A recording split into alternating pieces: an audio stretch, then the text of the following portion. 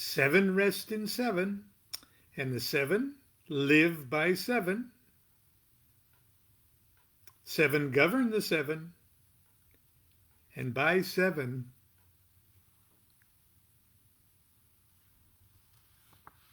all government is.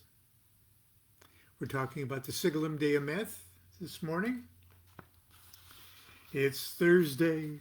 It's wild Lon and Constance shopping day, but we made it back in time for our reading.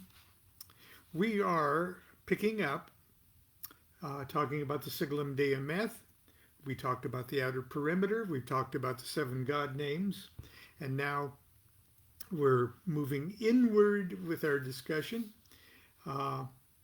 I posted multiple images just directly below this this video this morning that you can refer to as I'm reading along today.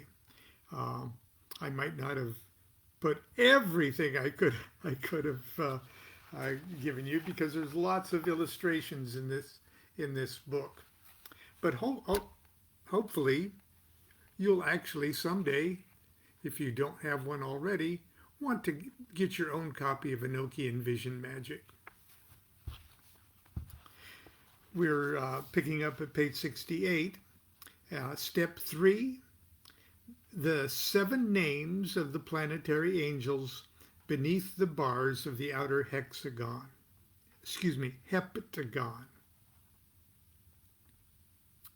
Just inside the bars of the outer heptagon are 7 more divine names. These names are drawn from a second 7 by 7 or a 7-fold table given to Dee and Kelley, letter by letter in vision. These names are read horizontally and placed beneath the bars of the outer heptagon. Now, there is the second 7 by 7 table. Now notice that some of the letters they have other numbers and stuff inside them. It's a curious square. And if you've seen that goofy sort of headband that I posted an image of me wearing. It's something I threw together out of poster board for a Monday night magic class. It's like a winged solar disk. Well, the disk is this second fold table. You'll immediately notice that some of the squares in this table contain tiny numbers, 21 over 8, 8, 26, 30, and so on, and variously placed dots. These are added to indicate the addition of the letter L or the letters EL or AL, which is an angelic suffix. You put L or EL or AL at the end of a word, and you make an angel out of it. So Lon, you can turn Lon into an angel by calling him Loniel.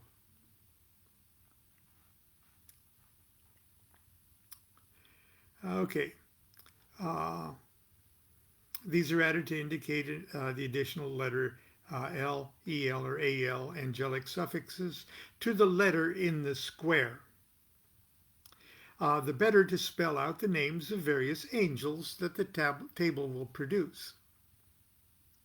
These names of these 7 great angels are added to the sigillum as shown in figure 8.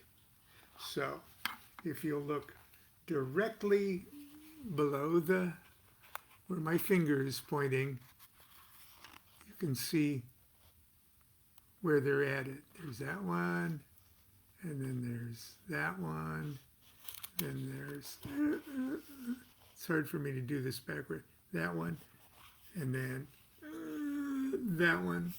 Okay. Step 4. the daughters of light. Now, out of those archangel names, we're going to generate 4 sets of other angels. Technically, 5. But step 4 is the daughters of light. 5 more sets of planetary angels are drawn from that second 7-fold table. The first set was revealed in vision by 7 young women called daughters of light, or just plain women, clad in green silk. Each bore a little blue tablet on her forehead that identified her by name. El, Me, Ese, Iana, Kelley, Asdebon, and Stimkol. The names of the daughters of light are drawn from that second 7-fold table by reading the upper right section of the table in a diagonal downward direction. Just like that. E, Me, Ese, Iana, see? It's easier just to look at the thing than to just describe it. Those are the names of the daughters of light on the second 7-fold table. Although the angels were not identified with planets in the original material, the manner in which the vision proceeded to reveal these names suggests these 7 angels carry the following planetary assignment. A, or El, is Saturn. Me, Jupiter. Ese, Mars. Iana, Sol. Kelley, Venus. Asdebon, Mercury. Stimkol, Luna. Now, the names of the daughters of light are placed on the sigillum in clockwise order in the points created by the interlocking lines of the heptagram. And I'm going to just point to E, or Ele.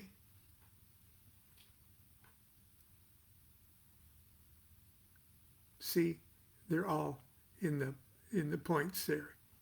El, Me, Ese, Iana, Kelley, Asdebon, Stimkol.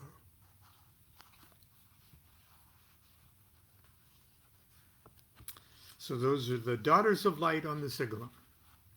Step 5, sons of light. Next came 7 young men called sons of light, or men, dressed in white, each carrying a metal ball.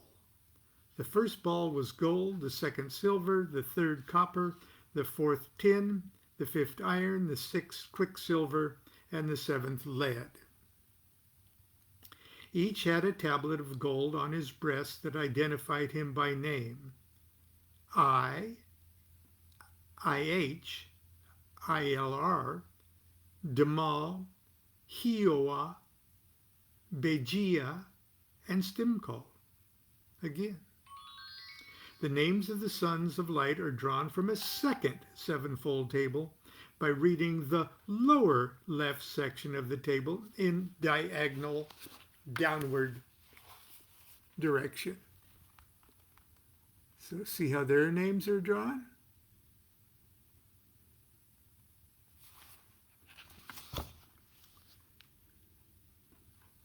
It actually becomes fun when you figure out the code. The metal of the ball carried by each of these characters suggests these 7 angels carry the following planetary assignments. I, Saturn. IH, Jupiter. Ilra, Mars. Demal, Sol. Hioa, Venus. Begia, Mercury. And Stimkol, Luna. The names of the sons of light are placed on the sigillum in a clockwise order on the interlocking bars of the heptagram. Heptagon, yeah, heptagram. So let's start at the top here. My finger is pointing right at it there on the bar. Now follow the around. IH.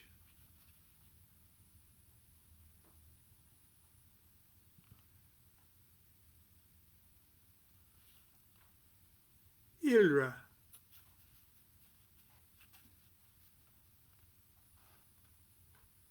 Demal. That's good. Yeah, I'll get it with doing it one-handed. Hioa. Begia. And another Stimko. Oh, Demal. Okay.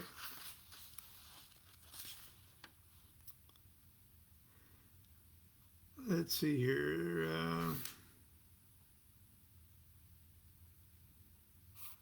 Okay. Step 6. The daughters of light. Next came little wenches. That's what it says, little wenches. Daughters, dressed in white, having tablets, appeared to be white ivory on their bosoms, identifying them as S, AB, ATH, Izad, Akei, Madimi, and Esemeli. The names of the daughters of light are drawn from the sevenfold table by reading the upper section of the tablet in a diagonal downward direction.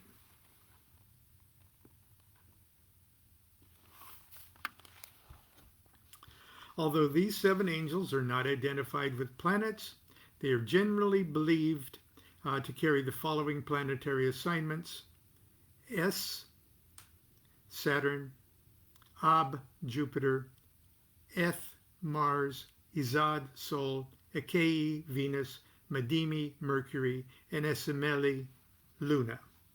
The names of the daughters of light are placed on the sigillum in a clockwise order beneath the bars of the heptagram. Okay, so we'll start at the top, and then I'll point right at that S. S, Ab, Oth, Izad, Akei, Madimi, and Esemeli.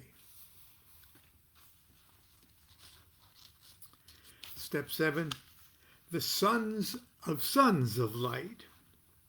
Next came 7 little children, like boys, sons of suns, dressed in robes of purple, with long pointed sleeves and hats, as priests or scholars wear. They had triangular green tablets on their breasts, identifying them as E, An, Ave, Liba, Rokle, Hagonel, and Elemis. The names of the sons of suns are drawn on the second sevenfold table by reading the lower right section of the table in an upward diagonal.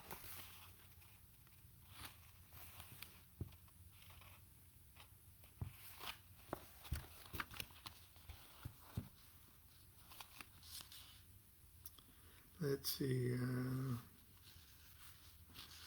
The names of the sons of light are placed on the sigillum in a clockwise order on the inner heptagon. So there's an inner heptagon, not a heptagram. It's a sighted thing rather than a pointy thing. And you can see the inner heptagon just outside the pentagram there. And then there's those angels, E, Ath, Ave, Liba, Rokle, Haganel, Elemis.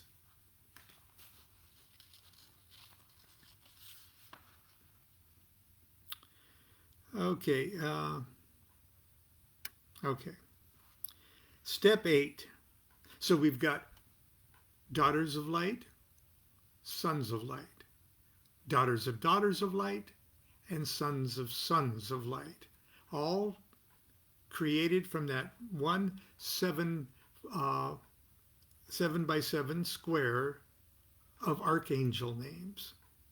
And their names have been extracted by reading that same sevenfold table in the 4 different diagonal ways that that they can be read. It's actually very brilliant. Finally, the planetary angels of the pentagram. Finally, Dee and Kelley were instructed in a relatively straightforward manner how to arrange the names of the 7 planetary angels. Sabathiel for Saturn, Zedekiel for Jupiter, Medimiel for Mars, Semeliel for Sol, Nogahel for Venus, and Corabiel for Mercury, and Lavaniel for Luna. And they were told to put them around the pentagram in the very center of the sigillum. And these 7 names are also drawn from the second sevenfold table by reading it in a zigzag manner. Like that. So the daughters and the sons and the daughters of daughters and the sons of sons were extracted by reading them diagonally, but the pentagram angels in the very center are extracted by reading them zigzaggy.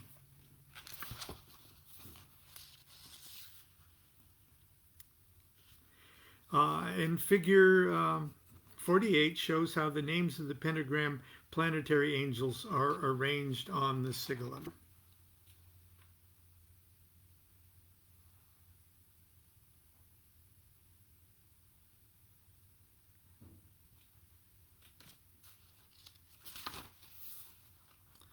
Because the original Dee and Kelley material does not confirm the planetary attributions to all the various names of the sigillum, I will not presume to do so either.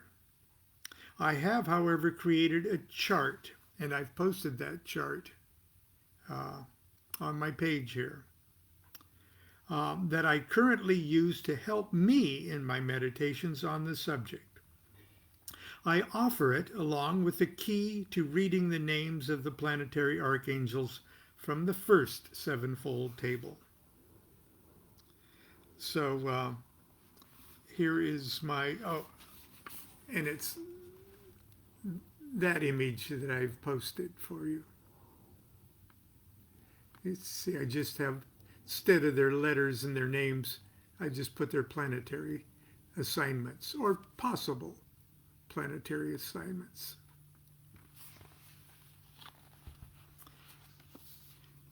Zaphkiel, Saturn. Zedekiel, Jupiter. Camiel, Mars. Raphael, Sol. Hanael, Venus. Michael, Mercury. Gabriel, Luna.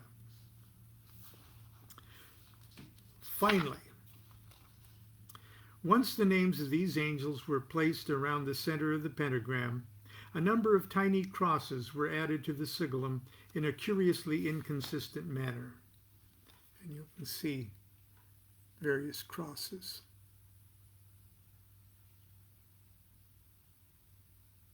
Now, as good as I could see from inside the case at the British Museum,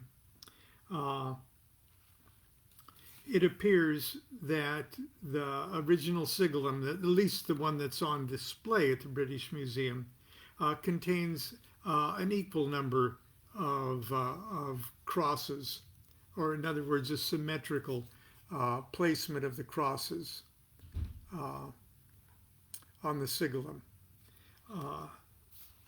which in a sense contradicts printed images that we often see.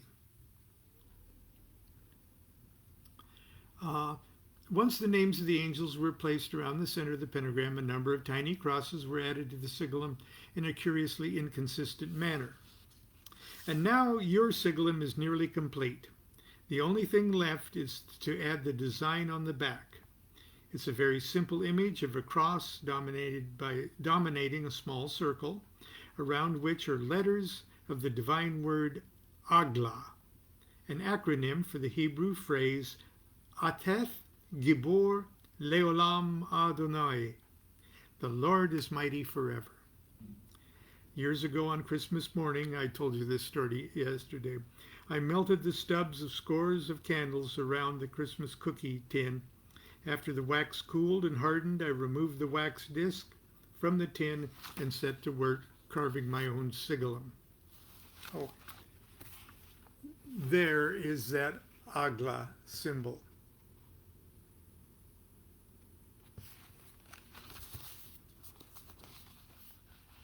Other magicians I know have sealed their drawings of the sigillum upon wooden discs that they purchase for